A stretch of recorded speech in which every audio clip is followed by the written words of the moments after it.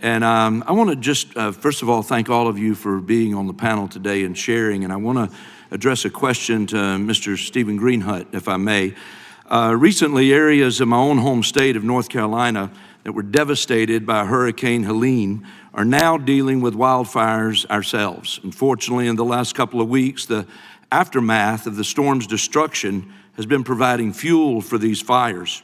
And I want to talk for a moment about the concept of utilizing controlled burns to mitigate wildfires.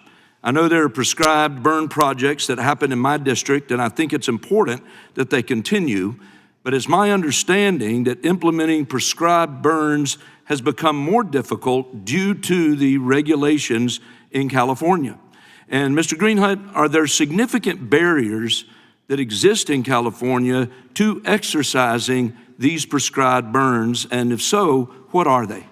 Yeah, the California Environmental Quality Act, which continues to come up, CEQA, it just imposes enormous hurdles and delays to doing any sort of project. So when we had these horrific wildfires up in Paradise in Butte County, after the fires, it took 2 years before the county was even able to let out contracts for brush clearance.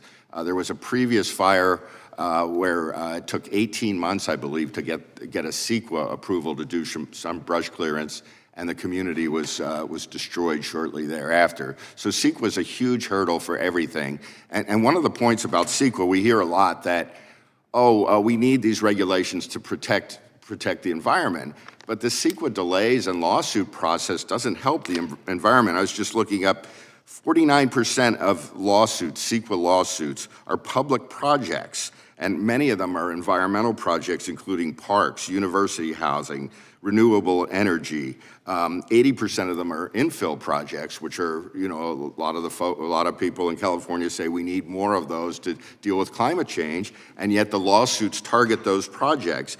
And 64% of the lawsuits are from associations such as unions which don't have a history of environmental activism. So in other words, they use them to secure wage concessions. So is this helping the environment? And if we're slowing prescribed burns and brush clearance, and we've done very little. We're supposed to do about, according to CAL FIRE, about 1 million acres of clearance a year on federal and state land, and have been doing around 125,000 acres a year.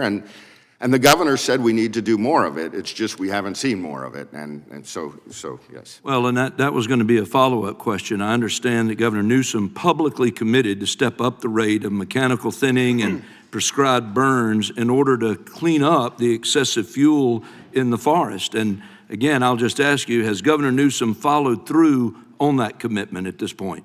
Well, I agree with what he's saying needs to be done. What I'm looking at is that we have all these bureaucratic hurdles. So I think even if a governor issues an executive order, everything still gets just gummed up in the works. And that's kind of what I want to address, is some of these long-term regulatory issues, not the short-term partisan issues. Yeah. Well, let me ask you this, and I want you to use the balance of the time. If you were in charge of setting policy related to forest management and prescribed burns, what changes would you make? Well, I think the focus, since I'm not an expert in forest clearance, is dealing with CEQA. I mean, that is an impediment to everything. And our state, whenever there's a project our state needs to, some lawmaker wants to get through, such as the Kings Arena in Sacramento, what's the first thing they do? A CEQA exemption.